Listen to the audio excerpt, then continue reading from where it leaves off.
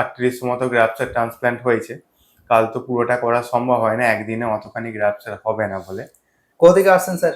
আমরা Tarakeswar. Grade of বাল্ডনেস কত ছিল আপনার? 6। কতদিন ধরে শুরু হয়েছিল এই হেয়ার লসটা? 10 বছর হবে। নমস্কার, হেয়ার ট্রান্সপ্লান্ট সিরিজের আরো একটা নতুন ভিডিওতে আপনাদেরকে অনেক অনেক স্বাগত জানাচ্ছি। কত গ্রাফটসের সার্জারি হলো তোমার? সার্জারি তো হয়েছে 4800 গ্রাফটসের। তো কালকে মোটামুটি 3800 মতো গ্রাফটসের হয়ে গেছিল সার্জারি।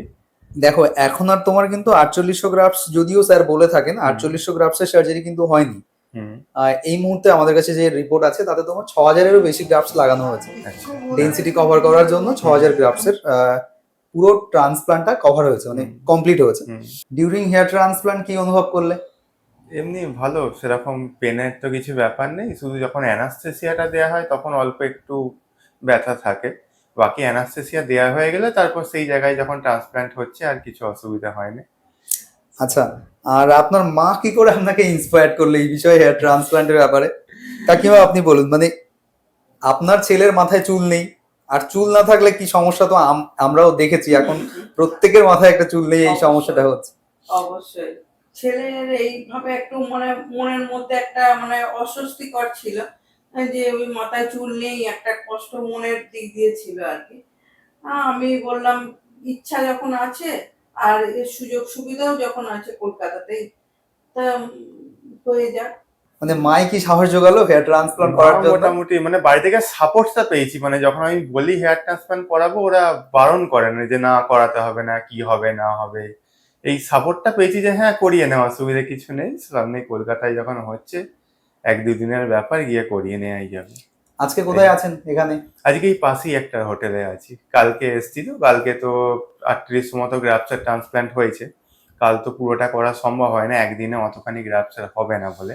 অন্য জায়গাতে হলে একদিনে পুরো গ্রাফটসের আমরা ট্রান্সপ্লান্ট করতে পারতাম, কিন্তু অ্যাকচুয়াল যে নিয়ম হেয়ার ট্রান্সপ্লান্টের জন্য, যে একটা চুল মিনিমাম 3500 গ্রাফটস বা 3800 গ্রাফটস বসানো হলো, সামনের এরিয়াটা কভার করা হলো, ডেনসিটি দিয়ে কভার করা হলো।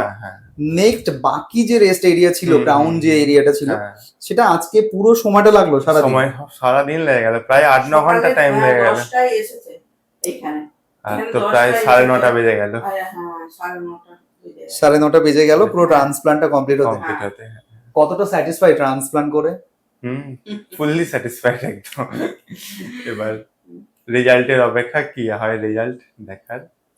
দাড়ি থেকে ডোনার এরিয়া নিয়ে অনেকে ভাবে যে আমি দেখতে পাচ্ছি দাড়িতে একটা ব্যান্ডেজ করা আছে, দাড়ি থেকে গ্রাফটস নেওয়া হয়েছে। হ্যাঁ, এইখানে কি খুব মানে লেগে টেগে ছিল? না না, ওই শুধু যখন অ্যানাস্থেসিয়া করা হয় তখন একটুখানি যা ব্যথা, বাকি আর ব্যথা কিছু ফিল করা যায় না। আর ডেনসিটি তো জিগজ্যাগ হেয়ার লাইন দেওয়া হয়েছে, স্যার বলেছে এটা জিগজ্যাগ হেয়ার লাইন। হ্যাঁ হ্যাঁ, কেমন পছন্দ হচ্ছে হেয়ার লাইনটা? এইটা মানে স্যার বললেন ন্যাচারাল ভাব আসবে এই জিগজ্যাগ হেয়ার লাইন দিলে, স্ট্রেট দিলে সেই ন্যাচারাল ব্যাপারটা থাকে না। হেয়ার স্টাইলটা কেমন ভাবে তৈরি করা হয়? উপরের দিকে করা হয় নাকি এমনি ব্যাক ব্রাশ করা হয়, না সাইডে করা হয়? এমনি সাইডে।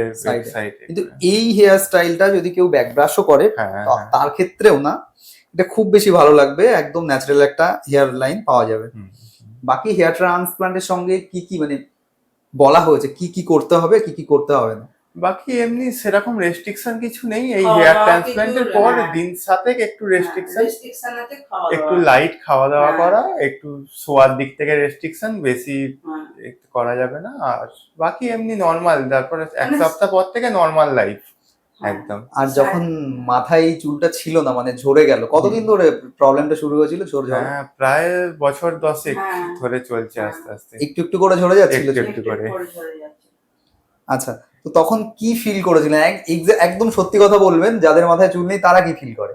একদম ওই পুরো একদম আনসিকিউর ব্যাপার, একটা কোথাও অনুষ্ঠানে যাওয়া, কোথাও স্কুল কলেজ যেখানেই যাই একটা একটু যেন পালিয়ে পালিয়ে বাঁচার একটা এরকম ব্যাপার একটা সবকিছু থেকে। একদমই ঠিক যে কথা আমরা পেশেন্টের মুখ থেকে এক্ষুনি শুনলাম। আমাদের মাথায় চুল না থাকলে সবসময় এই একটা বড় সমস্যার মধ্যে আমরা ভুগি, যে কারণে আমরা ট্রান্সপ্লান্টের জন্য এত বেশি উৎসাহী আজকের দিন। আর এই জায়গা থেকে ট্রান্সপ্লান্ট করে কলকাতা থেকে কি ফিল হচ্ছে, যারা ট্রান্সপ্লান্ট করতে চাইছে বা করবে ভাবছে, তাদের উদ্দেশ্যে কি বলবেন? না, খুবই ভালো পরিষেবা, স্টাফ, ডাক্তারবাবু সকল খুবই কোঅপারেটিভ সবাই, এবং পরিষ্কার পরিচ্ছন্ন একটা, সবকিছু ভালো লাগবে এখানে এসে। এখানে স্টাফেদের সাথে কথা বলে বা স্যার প্রথম দিনই বুঝিয়ে ভালো করে বলেছিলেন কিভাবে কি করতে হবে, কত গ্রাফস, কত কি সমস্ত প্রসিডিওরটা খোলামেলা একটা ব্যাপার, কত কি খরচ হবে প্রথমেই ওনারা জানিয়ে দিয়েছিলেন একদম পরিষ্কারভাবে। পরে যে কিছু এক্সট্রা চার্জ বা সেরকম কিছু, আমার তো গ্রাফস যা বলেছিলেন তার থেকে বেশি লেগেছে, তার জন্য এক্সট্রা চার্জ কিছু করা হচ্ছে না। বাকি এমনি খুব ভালো, পরিষেবা খুব ভালো। আরো জানতে অবশ্যই চ্যানেলটিকে সাবস্ক্রাইব করে রাখবেন। যে কোনো সমস্যার জন্য উপরে দেওয়া নাম্বারে আপনারা সরাসরি হোয়াটসঅ্যাপে করতে পারবেন। বাকি দেখা হবে আর একটা নতুন ভিডিওতে।